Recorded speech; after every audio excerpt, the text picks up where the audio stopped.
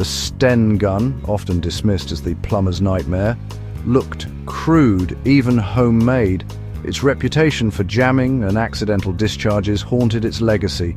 But if it was so terrible, why did over 4 million get made and used worldwide? The truth is, the Sten was born from desperation, not perfection. Early models had flaws, but later versions improved. Its reputation stuck, but the reality was more nuanced. The Sten wasn't designed to be the best. It was designed to be built fast, cheap, and in massive numbers. In 1940, Britain needed weapons. Any weapons. The Sten was a triumph of necessity, not elegance. It was the right tool for a nation fighting for survival. To understand the Sten, picture Britain in 1940. Disarmed, threatened, desperate. The elegant Lanchester and American Thompson were too expensive and slow to produce. Britain needed a gun that could be made by anyone, anywhere. Major Shepherd and Harold Turpin delivered the Sten, named for their initials and Enfield.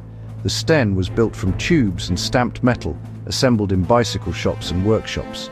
It fired 9mm parabellum, the same ammo as the enemy, making resupply easy for commandos and resistance.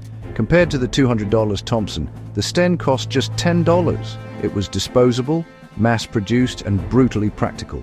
The Sten wasn't about craftsmanship. It was about survival. It mirrored Britain's resolve, simple, determined, and ready for anything. The Sten was the weapon of a nation with its back to the wall. The Sten's design was all about function. It broke down into 3 parts, easy to hide and assemble, perfect for resistance fighters and commandos. Its simplicity meant it could be built in secret workshops, even under occupation.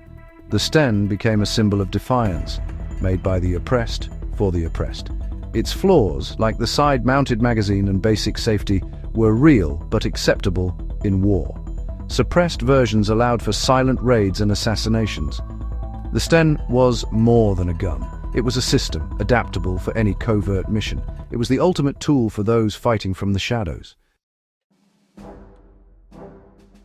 The Sten found its true home with commandos and resistance fighters. Lightweight and compact, it was ideal for raids and ambushes. Dropped by the thousands to partisans across Europe, it armed ordinary people against tyranny. Its simplicity meant anyone could learn to use it quickly. The Sten enabled sabotage, assassinations, and ambushes, like the famous attack on Reinhard Heydrich. Even when it jammed, its presence was a symbol of hope and fear. The Sten turned civilians into soldiers and made every shadow a threat to the occupiers.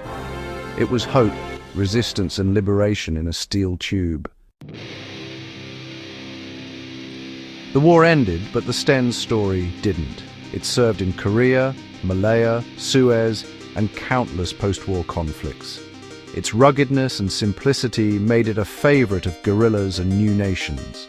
The Sten inspired other cheap, effective submachine guns, like the American M3 grease gun. It proved you didn't need advanced factories to arm an army. Today, the Sten is a relic, but its lesson endures. It wasn't perfect, but it was enough. The Sten gave hope to the desperate and power to the powerless. Its legacy is adequacy in the face of crisis. The Sten teaches us the value of good enough. In war and in life, perfection is often impossible. The Sten wasn't the best, but it was there when needed. Sometimes a quick, simple solution beats a perfect one that comes too late. The Sten is a testament to resilience, ingenuity, and adaptability.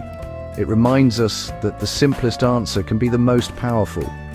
In our darkest hours, it's not always the strongest who win, but those who adapt. The Sten's lesson: good enough can change the world.